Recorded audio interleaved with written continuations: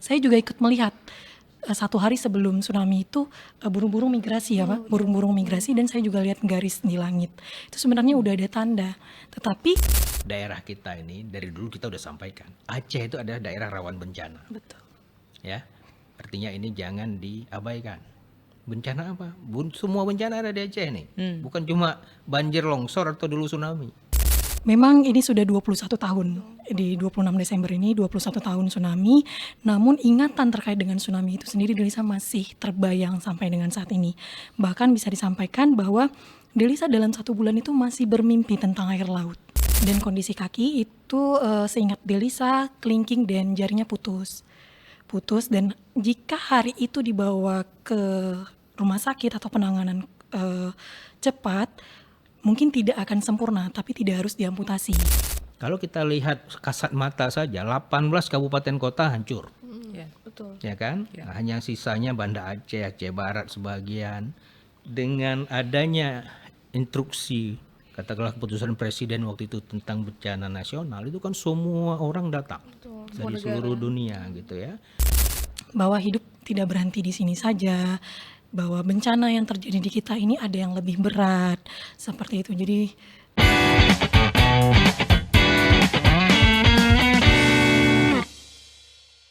Halo, assalamualaikum warahmatullahi wabarakatuh.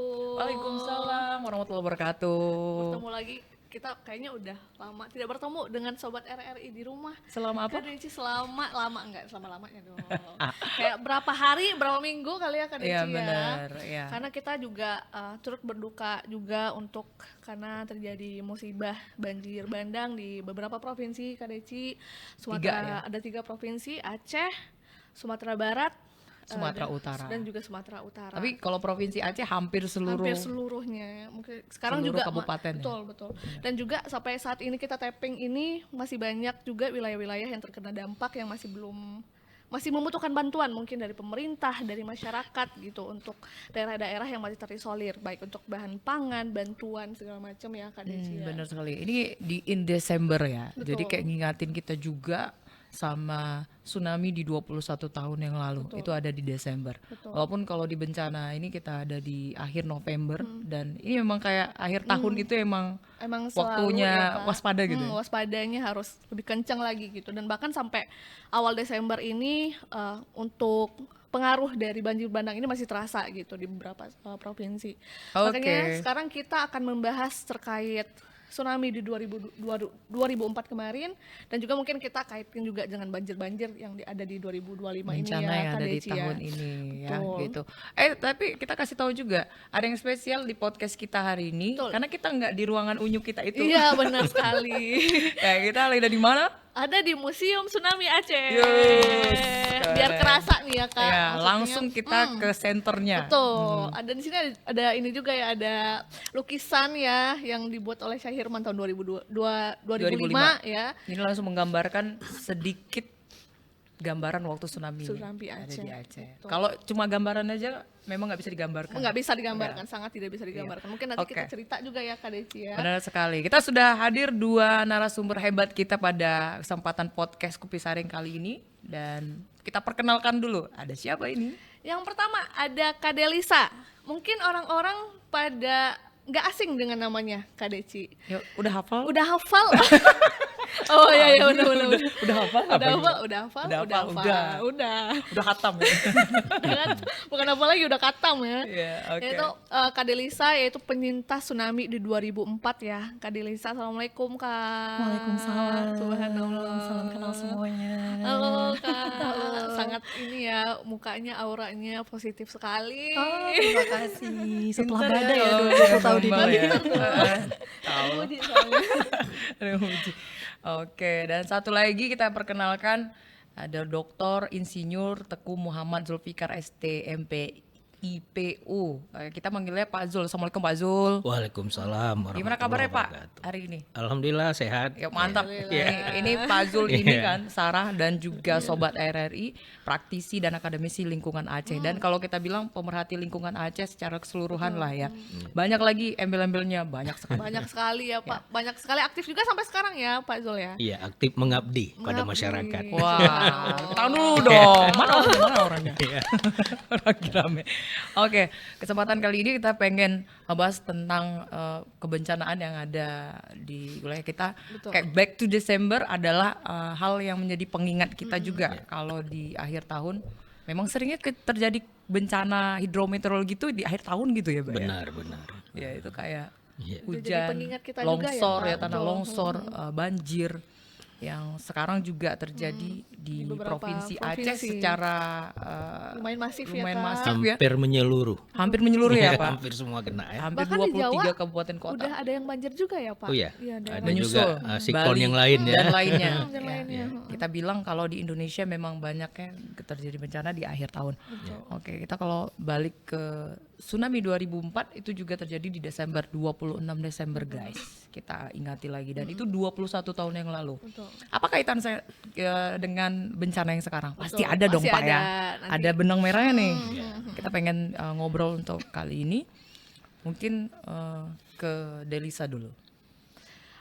Kita kan tahu Kak Delisa ini mungkin sebelum aku juga udah tahu dari film ya Kak Delisa sempat karena Udah nonton belum? pengalamannya. Oh udah dong. Oh, udah. Udah berapa kali? 1, 2, 3. Karena itu ini Kak apa film itu Lebaran. Lebaran loh. Pas puasa itu pasti ada tuh film hafalan sholat Delisa. Iya, benar. tahun rutinitas ya. Itu waktu itu umur berapa sih Delisa kalau boleh tahu? Kalau untuk kejadiannya sendiri Delisa di umur 7 tahun waktu itu. Dan kebetulan baru 15 Desembernya ulang tahun. Baru 15 Desember. Ya, jadi di tanggal 26 itu sekitar 11 hari ya. 11 hari. Iya. Berselisih. Oke. Kita sebenarnya kalau misalnya mau bukan mengoreksi, mau cerita masa lalu, bukan maksud mengungkit masa lalu ya Pak ya. Tapi kita belajar dari masa lalu untuk masa kini dan masa depan. Nah kalau Delisa sendiri boleh tahu kegiatannya sekarang apa dan seperti apa perjalanannya, mungkin sedikit saja ya. Ya. Baik, untuk Delisa saat ini, alhamdulillah Delisa bekerja di salah satu perbankan syariah, khususnya di Aceh itu BSI, dan tentunya sampai dengan posisi saat ini tuh tidak mudah, di mana diketahui ya bahwa Delisa itu juga penyandang disabilitas tunadaksa gitu. Jadi untuk mulai dari pasca tsunami sampai dengan hari ini banyak sekali hal-hal baru yang Delisa pelajari, mulai dari Delisa menangani trauma secara sendiri, menangani bagaimana ini nanti ke depannya, karena kan survive sendiri nih, struggle sendiri gitu. Jadi memang ini sudah 21 tahun, di 26 Desember ini 21 tahun tsunami, namun ingatan terkait dengan tsunami itu sendiri Delisa masih terbayang sampai dengan saat ini.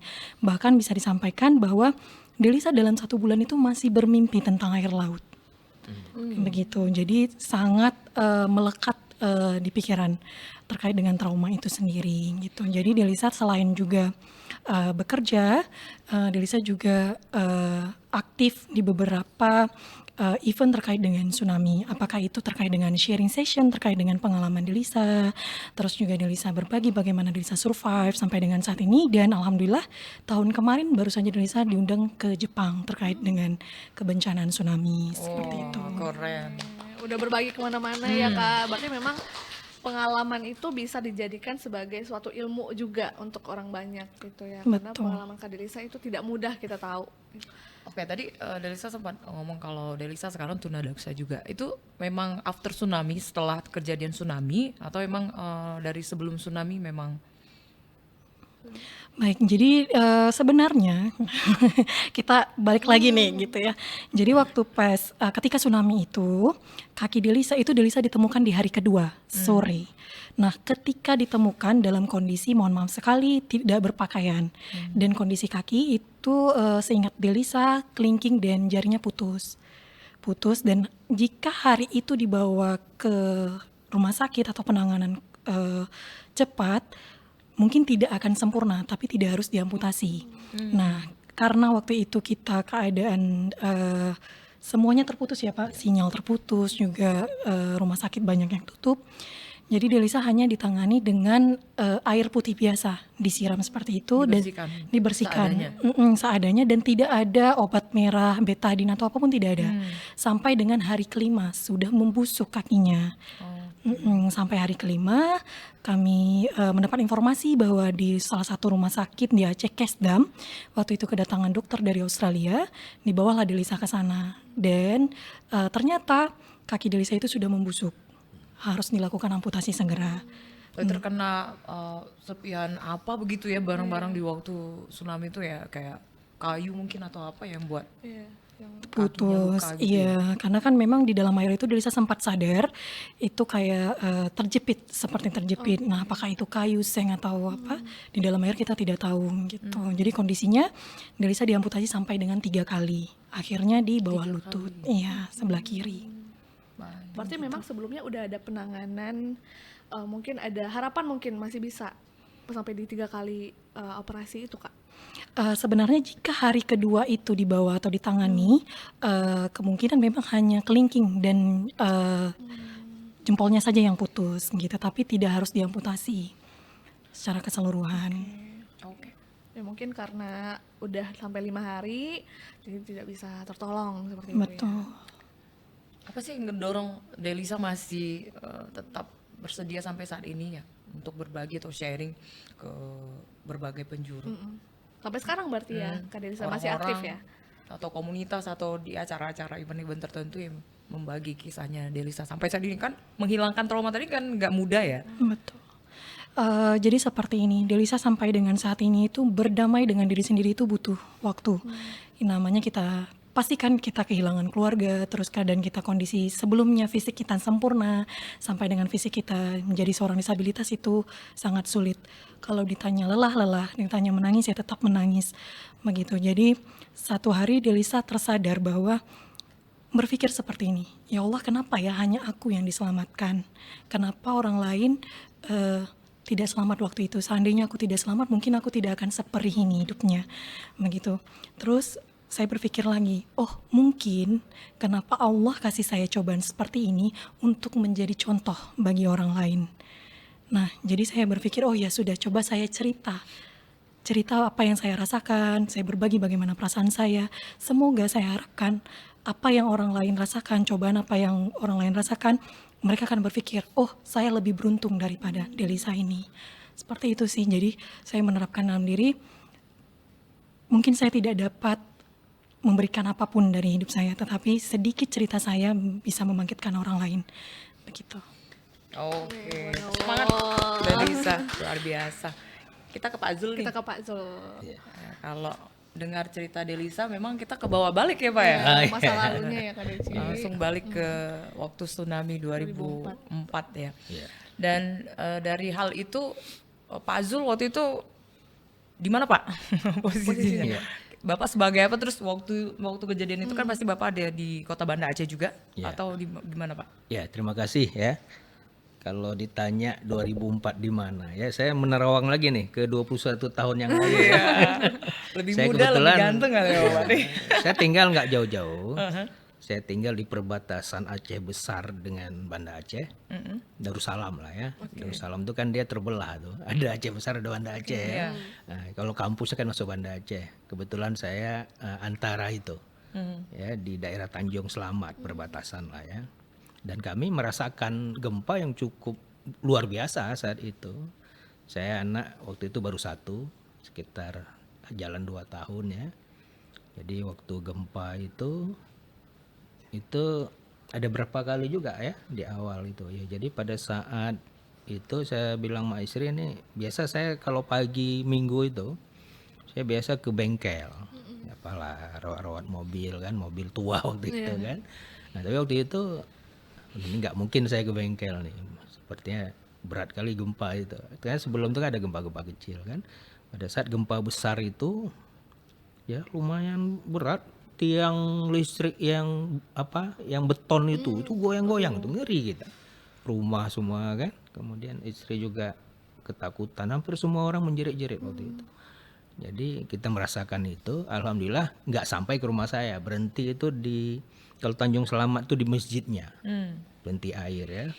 Dan kita kan saya juga mulai berpikir ini kayaknya berat sekali ini karena burung-burung putih itu udah lari dari wilayah Bergerombolan ya, pesisir Pak. ke darat. Artinya apa, ini ada sesuatu.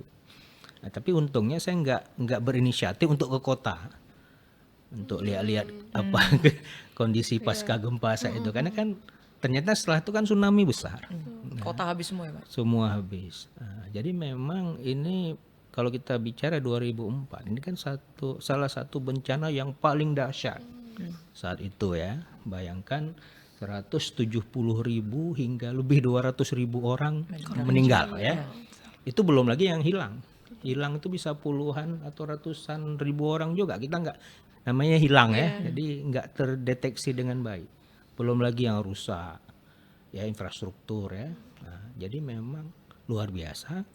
Dan alhamdulillah waktu itu pemerintah cepat bertindak, kemudian memberikan sinyal bahwa ini menjadi bencana yang kategori secara nasional ya waktu itu, karena memang berat sekali. Waktu itu Pak JK juga Wapres itu cukup memberi andil yang cukup besar dengan dukungan Presiden SBY juga waktu itu. Malah mereka datang ke Aceh, membuat posko langsung ya, memberikan semua instruksi-instruksi. Bahkan nggak lama setelah itu kan dibentuklah Badan Rehabilitasi dan Rekonstruksi Aceh, BRR Natnias waktu itu. Alhamdulillah posisi waktu itu kalau kita mau lihat ya, walaupun kemudian dengan adanya instruksi katakanlah keputusan Presiden waktu itu tentang bencana nasional, itu kan semua orang datang dari seluruh dunia gitu ya.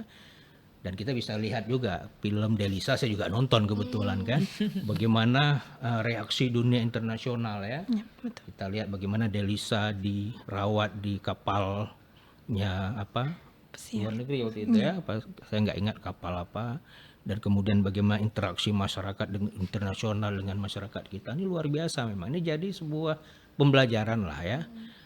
Apakah kemudian ini sudah menjadi pembelajaran ketika bencana di 2025? Ini tantangan juga sebenarnya, ya kan? Jadi kalau kita kembali ke sana, mungkin alhamdulillah BRR waktu itu menetapkan sampai April 2009 semua sudah tertangani. Kemudian dilanjutkan dengan rehab rekon secara provinsi. Dan memang lambat laun Aceh kembali normal waktu itu ya. Kita Setelah bisa 5 tahun ya, Pak? setelah 5 tahun tuh kita lihat Banda Aceh kembali baik ya, wilayah-wilayah. Dan ini kemudian harusnya menjadi sesuatu yang harus diterapkan di bencana 2025 ini. Nah, tapi lagi-lagi kita masih menunggu nih, ya kan, gerakan-gerakan yang dilakukan oleh pemerintah terutama, karena memang harus di depan, harus berani ngambil sikap. Membuat keputusan. Ya kan, kalau dulu mungkin untuk merehab rekon Aceh butuh puluhan triliun, ya kan, dengan dampak yang terbesar itu wilayah pesisir, Banda Aceh, Aceh Jaya hingga Aceh Barat, itu kan yang paling berat. Kalau yang lain mungkin walaupun ada penanganan nggak seberat wilayah itu. Hari ini di 2025 dengan bencana hidrometeorologi ini, itu dampaknya lebih luas. Kalau kita lihat kasat mata saja, 18 kabupaten kota hancur. Betul. Ya kan? Nah, hanya sisanya Banda Aceh, Aceh Barat sebagian, kemudian Aceh Besar ya. Sementara yang lain berat sekali ini. Walaupun dari sisi korban jiwa, kemarin saya mendapatkan data kalau untuk 3 provinsi itu lebih kurang hampir 1.000 lebih. 1.000 lebih Pak. 1.000 lebih. Itu data yang saya dapatkan dari BNPB. Belum lagi yang yang hilang juga masih banyak, kerusakan infrastruktur ya, rumah ibadah, sarana pendidikan, macam-macam, perkantoran. Wilayah yang terdampak ini itu lebih luas masalahnya. Jadi kalau BRR dulu di 2004 butuh puluhan triliun, mungkin ini lebih. Bisa ratusan. Nah, dari mana uangnya? Itu yang mungkin harus dipikirkan oleh pemerintah. Kalau kemudian ini bencana tidak level nasional, apakah kemudian dana-dana nasional, katakanlah APBN, itu bisa betul-betul diberikan secara maksimal untuk Aceh? Karena kan juga kalau ini bukan bencana nasional, orang-orang dari luar ini kan belum bisa masuk secara baik untuk membantu Aceh. Ya mudah-mudahan lah apa yang disampaikan Presiden bahwa Indonesia masih mampu, ya kita tunggu. Ya kan, walaupun kita masih khawatir dengan bahasa-bahasa ini ya, khawatir kita, karena ini sudah jalan 3 minggu loh, Betul. 3 19 hari, minggu ya kalau kita lihat dari 26 disampaikan ini kondisi darurat Aceh sampai hari ini tanggal berapa? 16. Tanggal 16 16 Desember. Desember. Itu ada wilayah-wilayah yang belum tersentuh. Nah, ini seperti apa? Ya, ada wilayah yang memang karena terisolir, dia nggak bisa masuk. Nah, takut kita ada orang-orang yang selamat dari bencana banjir dan longsor, tapi tidak selamat dari kelaparan. Ini kan sayang sekali, ya kan? Jadi orang justru bencananya nggak masalah, tapi karena lambat bantuan, ya kan? Nah, ini siapa yang mau disalahkan? Ya kan? Tetap orang akan menyalahkan siapa nih, ya kan? siapa yang Nah, bertanggung jadi saya pikir yang bertanggung jawab untuk ini harus segera memberikan komitmen yang baik dan pastikan semua wilayah itu bisa diterobos. Darat, laut, udara, semua kan bisa dipakai. Betul. Betul, Pak. Untuk apa kita ada tentara 3 matra kalau itu nggak bisa kita lakukan secara baik, ya kan? Betul. Nah, jadi itu ya mungkin kita harus pikirkan ya, mudah-mudahan masyarakat ini kan dia kan menunggu apa yang dilakukan oleh pemerintah, karena yang di depan pemerintah. Ya, walaupun kita punya kader, punya relawan begitu banyak, kalau kemudian tidak ada komando yang baik, ini nggak bisa jalan. Bisa jalan. Belum lagi di lapangan, coba lihat orang antar bantuan hari ini misalnya, itu ada saja yang katakanlah apa ya, merampas ya, bahasa negatifnya Orang gitu lain ya, bertanggung jawab ya, bantuan Pak. orang. Jadi kesannya kayak nggak ada yang ini ya, yang melindungi gitu. Ada apa? Ya kan, saya dapat kabar kemarin di Aceh Utara, di Langsa, Ya, Jawa. diselundupkan ini malah Nah, bantuan jadi ya, Pak. yang jangan sampai orang mudah mau bantu, tapi justru nggak clear dengan kondisi-kondisi seperti ini, ya kan? Nah, padahal kita tahu bahwa ini bencana, masalah ini masalah darurat dan harus cepat. Nah, jadi saya pikir ini yang menjadi pemahaman kita bagaimana melihat kondisi di 2004 dengan tsunami-nya dan kondisi 2025 dengan bencana hidrometeorologi. Betul. Ya, dan masyarakat harus tahu apa itu bencana hidrometeorologi. Kalau tsunami dulu kan dipicu oleh gempa. Ya. Benar. Gempa bawah laut yang sangat dahsyat, yang kemudian ini memicu pergerakan lempeng, ya kan? Terjadilah tsunami. Ya kan? Air laut itu naik, menghantam apa yang ada. Hari ini kita bahasanya bencana hidrometeorologi. Ada hubungannya dengan air, ya kan? Hidrologi. Kemudian ada hubungan dengan cuaca, dengan iklim. Pada saat bencana hidrometeorologi di 2025, itu ada yang namanya siklon tropis. Siklon tropis senyar. Dengan siklon tropis ini itu membuat kecepatan angin lebih tinggi dari biasanya. Pada saat itu Aceh di wilayah pesisir kita itu memang sedang banjir. Sedang banjir posisinya karena hujan. Oh, berarti sudah yang- terjadi ya, Pak? Karena hujan yang sangat lama. Banjir Intensitas tinggi di ya, Pak, bawah ya? nih. Banda Aceh juga banjir. Iya, benar, Pak. Ya kan? Kemudian wilayah yang bersisian dengan hulu sungai. Hulu sungai itu kan dia larinya ke hilir kan? Iya. Dari hulu ke hilir. Nah, misalnya kita lihatlah Kuala Simpang, Langsa, Aceh Timur, Aceh Utara, Biren. Itu hulunya itu ada di Goilus, Ya. hulu sungainya. Dan ini bisa menjadi pemicu, tadi saya bilang ada siklon tropis senyar, di sana juga hujan di atas. Nah, jadi karena hujan yang terlalu lama, jadilah banjir bandang membawa material, Yang dari atas. bisa batu, bisa kayu. Yang kita saksikan kayu terlalu banyak. Artinya apa? Di atas hutannya hancur. Sehingga kayu yang besar-besar ini, ya kan, dihanyutkan oleh air, menghantam apapun yang ada, termasuk rumah masyarakat. Ini yang terjadi. Bukan hanya kayu yang dibawa, tapi juga ada material tanah, Lumpur. lumpur-lumpur itu. Artinya apa? Erosi kita udah tinggi di atas. Sekitar das ini udah hancur. Dan itu yang saya sampaikan. Bertahun-tahun kesannya kayak saya nggak capek-capek ini kan. Saya sampaikan aja, mungkin bisa dicek di media. Kita sudah sampaikan. Ini harus jadi sinyal bencana ke depan. Walaupun kita nggak bisa prediksi besar apa kecil ya, tapi ternyata kan besar sekali. Betul. Ya kan? Nah, ini mungkin dengan kejadian di akhir November kemarin, pemerintah itu sudah mulai bersikap lebih baik lah untuk bagaimana menjaga kualitas hutan dan lingkungan kita. Itu banyak sekali yang harus direhab. bukan hanya bicara rehabilitasi masyarakat, ya kan? Bagaimana juga, Pak. menumbuhkan kembali psikologinya, ya kan? Trauma tadi. Oh, Ibu Delisa tadi trauma kan? Iya. Sampai sekarang kadang-kadang masih teringat. Ini orang baru lagi nih yang trauma. Sama air. Ketika nanti akhir tahun 2026 kita bilang lah terjadi lagi hujan, kan udah ketakutan. Betul. Artinya tiap tahun orang trauma ini, ya kan? Karena apa? Karena hutan itu kalau di rehab lagi kan lama. Kita nanam pohon yang kecil aja itu nunggunya lama. Lama banget ya, Pak. Apalagi di hutan sana coba bisa puluhan tahun.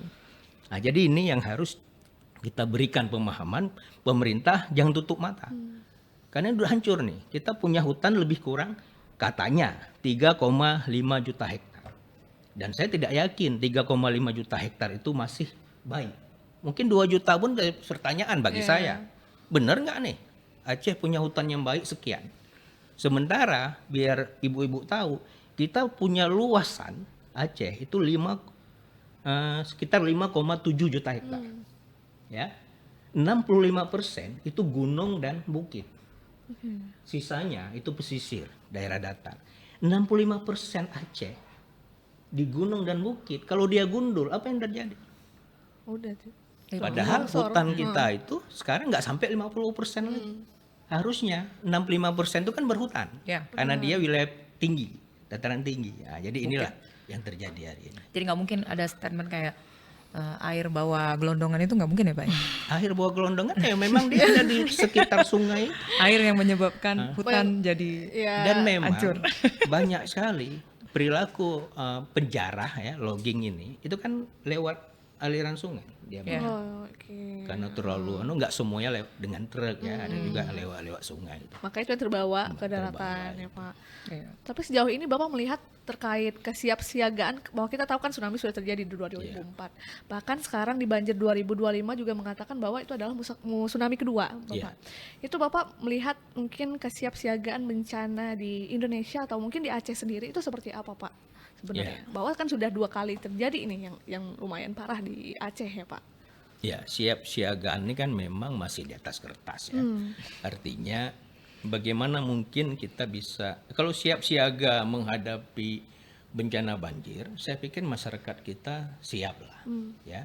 Nah, cuma masalahnya, contoh lah, misalnya kayak Tami yang kemarin, orang nggak pernah mikir dia bahwa rumah dia itu sudah puluhan tahun banjir, nggak pernah sampai tenggelamkan rumah. Hari ini kok sampai tenggelam? Nah, ya kan? Jadi pengalamannya tidak sampai ke sana. Sebelumnya juga pernah banjir ya? Pernah, Kasih ya, kami tapi nggak seberat itu.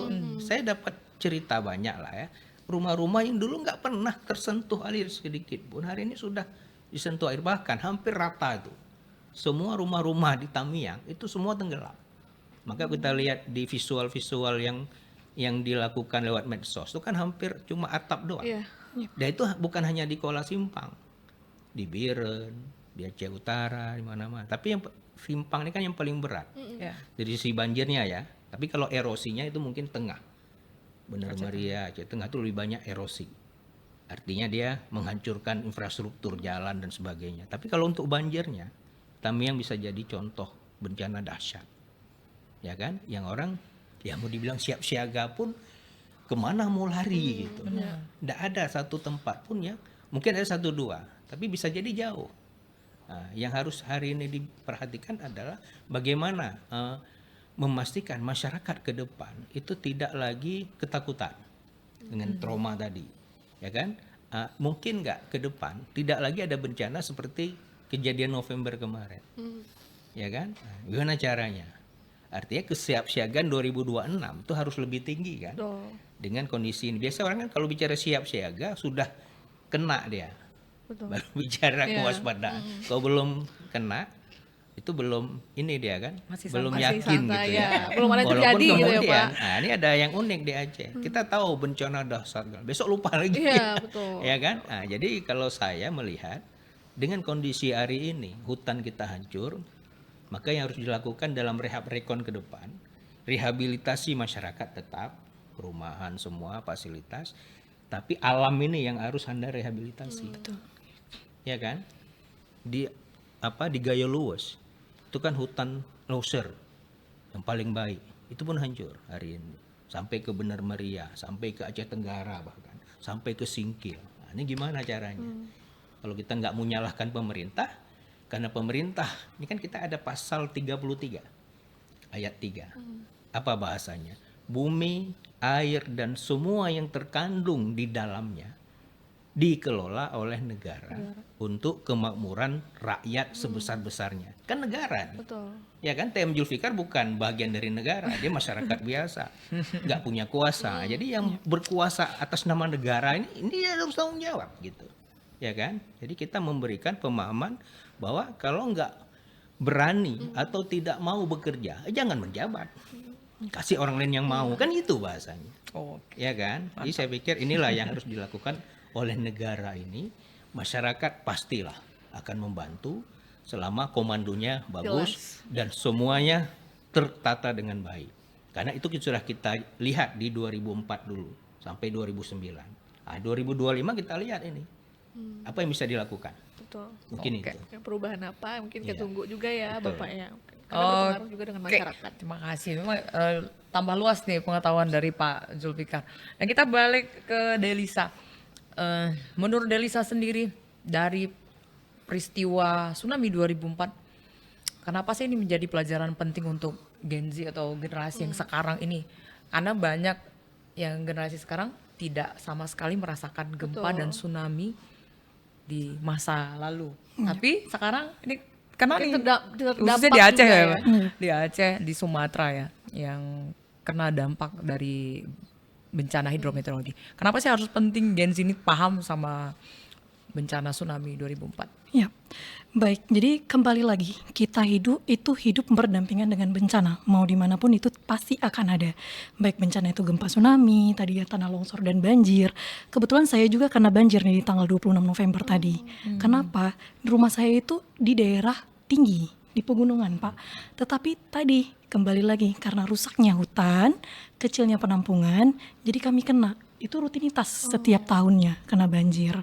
Nah, jadi yang saya mau sampaikan adalah kenapa bencana ini sangat penting. Saya itu tahun kemarin 2024 saya ikut di salah satu seminar terkait dengan bencana ini. Yang disampaikan dari BPBA adalah kita sudah kena nih. Tadi ada 170.000 jiwa ya Pak meninggal dunia, juga ada yang korban hilang sampai dengan saat ini tidak ada. Tetapi kita itu masih berdiri di level 4 untuk kesiapsiagaannya. Yang artinya kita tuh bisa dikategorikan kurang peduli terkait dengan hal tersebut. Nah, saya bukan membandingkan, tetapi saya sudah pergi ke seminar di beberapa negara terkait dengan kebencanaan ini. Mereka sudah siap. Itu terkait dengan gempa dan tsunami. Contoh, anak kecil sudah disiapkan. Kalau misalnya ada gempa harus kemana? Seperti itu, apakah lari ke kolong meja atau berteriak atau lari kemana, begitu. Jadi memang kita tidak bisa tidak bisa harus selamat semuanya, itu tidak bisa, tapi kita bisa meminimalisirkan korban jiwa, seperti itu. Nah, kenapa bencana ini perlu disampaikan kepada Gen Z? Gen Z ini kan tidak merasakan ya Betul. tsunami. Bahkan ada sampai sekarang tanya tsunami itu apa sih? Tsunami itu apa? Air itu gimana naiknya? Kok bisa ke darat? Kok bisa begini? Kok bisa begitu? Nah, kita sampaikan. Kamilah orang-orang yang tersisa, penyintas-penyintas ini yang tersisa. Tugas kami adalah menyampaikan bagaimana, oh ini dulu di Aceh pernah terjadi gempa dan tsunami di tahun 2004. Contoh nih Simelu.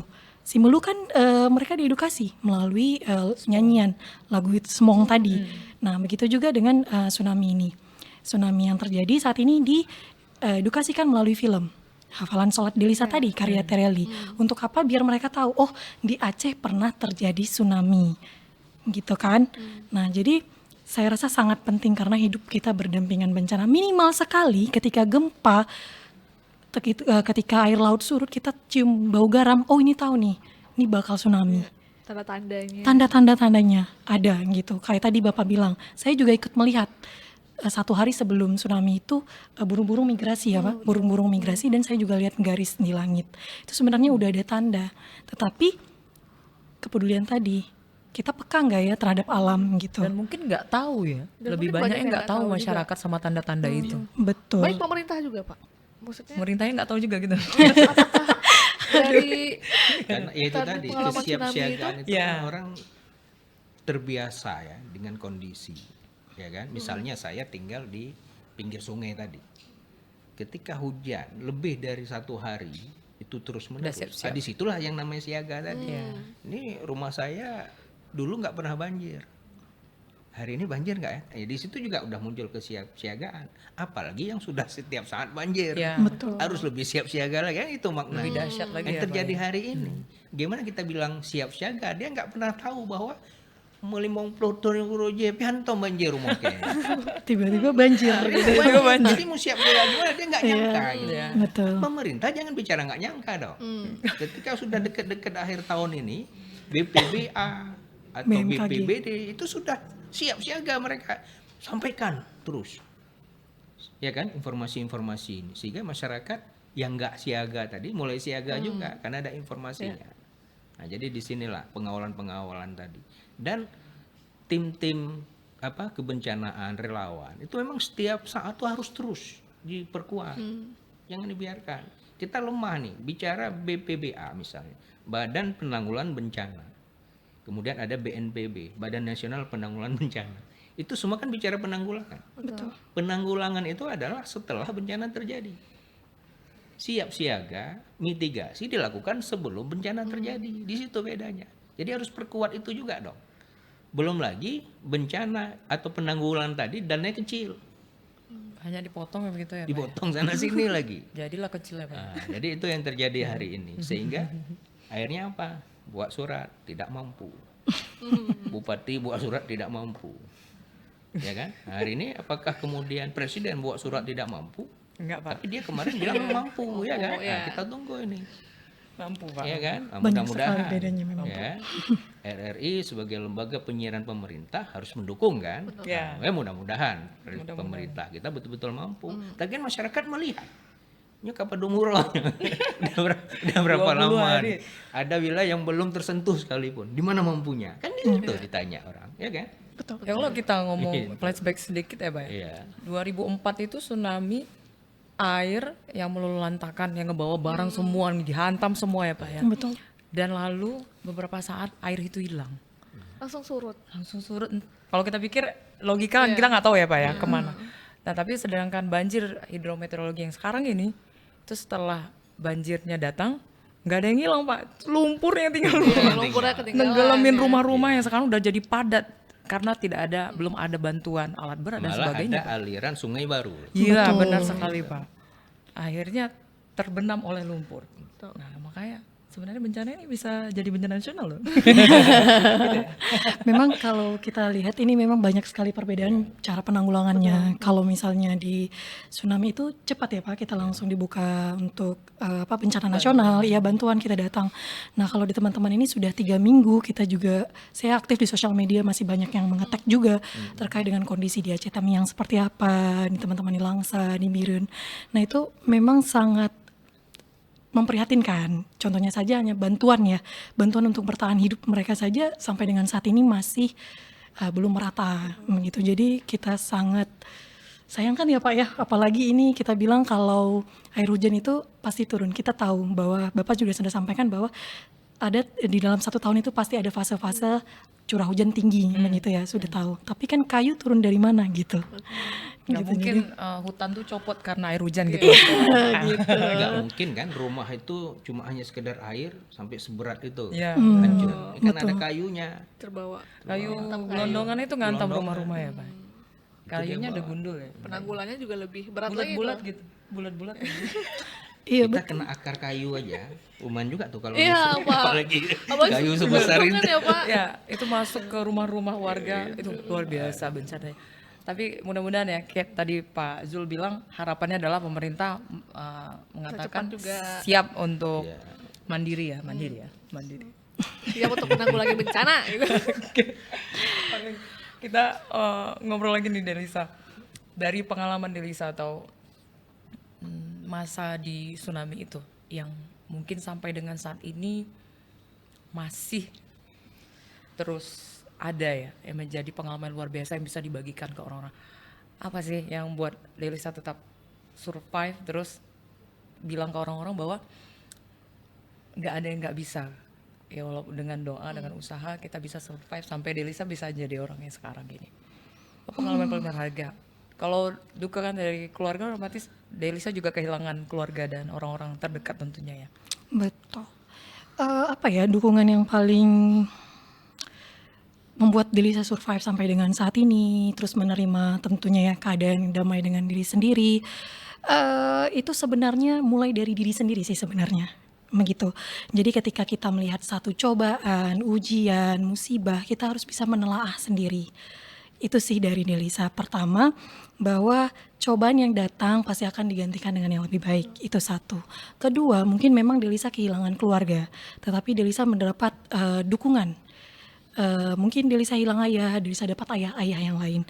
Delisa hilang ibu-ibu yang lain. Nah, dukungan keluarga ini yang menyokong Delisa, yuk kita bisa kok, seperti itu. Dan yang terakhir, lingkungan Delisa. Jadi Delisa tidak mau, Delisa ini udah menjadi seorang penyintas tsunami, hilang semuanya. Saya drop seperti itu, saya nggak mau seperti itu. Saya harus bangkit, orang-orang harus lihat bahwa oh ada anak Aceh loh yang kena tsunami seperti ini, misalnya kondisinya, dia bisa bangkit, dia hebat. Bukan artian saya harus hebat di mata orang lain, tidak. Tapi kembali lagi, biar saya menjadi rasa syukur orang lain. Itu sih sebenarnya. Dan yang momen yang ingin saya sampaikan adalah mengapa saya bisa berpikiran seperti ini, itu adalah sokongan dari ayah saya sebelum meninggal kemarin. Jadi dukungan dari beliau, saya juga pernah kena bulian ya waktu itu karena kondisi seperti ini. Nah, jadi beliau mengajarkan bahwa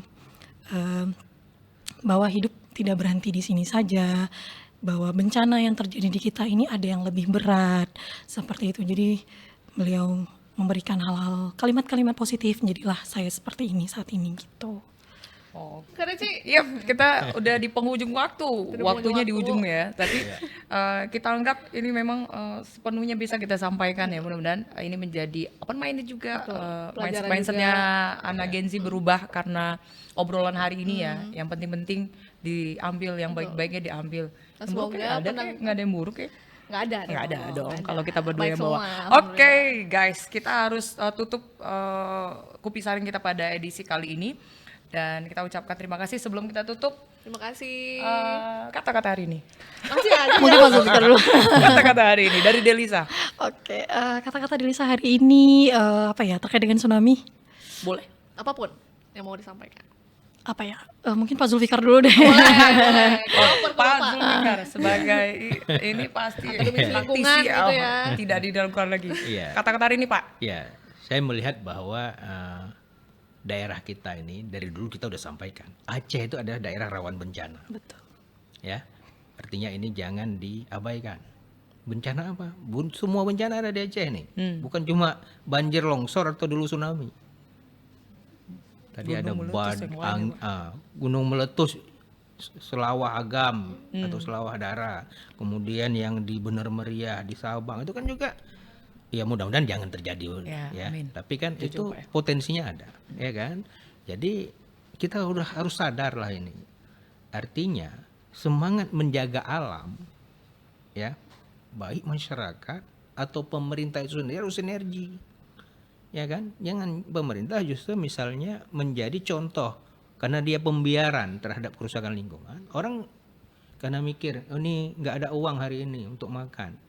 Potong, kan cuma satu potong kayu. Nanti yang lain ngikut juga, akhirnya 1.000 ya Pak. semua hutan kita hancur. Nah, ini menjadi titik balik.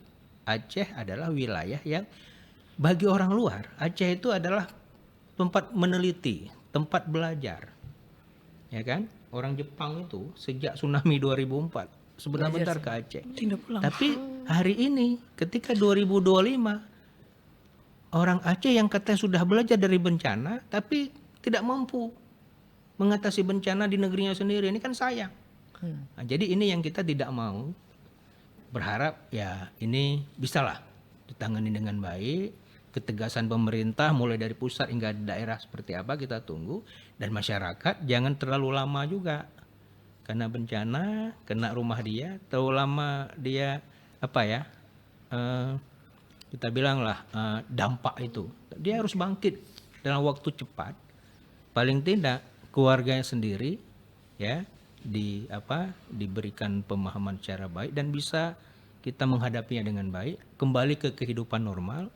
Kemudian pemerintah secepatnya membantu rumah yang nggak ada itu dibuat lagi, paling tidak untaranya dulu, ya kan? Ya, Baru rekonstruksi nanti ya, Pak, ya. di mana wilayah-wilayah yang memang nggak layak lagi jadi rumah dicarikan, sehingga semuanya bisa hidup dengan normal seperti biasanya. Ya mudah-mudahan. Amin. Kalau presiden bilang mampu, ya mudah-mudahan betul. Aceh mampu, Sumatera Utara mampu, Sumatera Barat mampu. Kita tunggu gebrakannya. Kita tunggu. Kita tunggu. Baik, terima kasih. Berarti kata-kata Pak Zul hari ini adalah kita tunggu. Kita mampu. Oh, kita mampu dan kita tunggu. Oke, dari Delisa sedikit. Dari diri saya setuju dengan Pak Zulfikar, apalagi kita ketahui bahwa baru saja terjadi banjir di Aceh ya, bahwa kita terjadi tsunami ya, tsunami part 2 gitu ya. Jadi mungkin kata-kata dari Delisa, Bapak sudah mewakili semua sebenarnya sebagai aktivis lingkungan. Ya paling tidak saya berharap ke depannya ini pemerintah tolonglah diperhatikan seperti kami kejadian di tahun 2004 dulu, bahwa nanti kita berharap Aceh akan segera pulih ya Pak dan normal kembali. Dan tentunya saya berharap mungkin masyarakat yang terkena banjir ini juga kan pasti memiliki psikologis yang terguncang ya, seperti kami juga penyintas tsunami kemarin. Insya Allah saya yakin bahwa orang Aceh, awak Aceh kuat semua pasti. Gitu. Amin. Terima kasih Bapak dan Kak Terima kasih Delisa, makasih Pak Zul, dan terima kasih Sobat RRI. Dan ini juga menjadi pelajaran bahwa kita penyintas sebagai kisah penyintas juga sebagai pengingat untuk kita semua untuk tetap survive dimanapun berada, doa dan usaha untuk kita yang tetap saling peduli di bencana ini. Jika orang lain tidak peduli, kamu harus peduli. Itu kata-kata hari ini ya.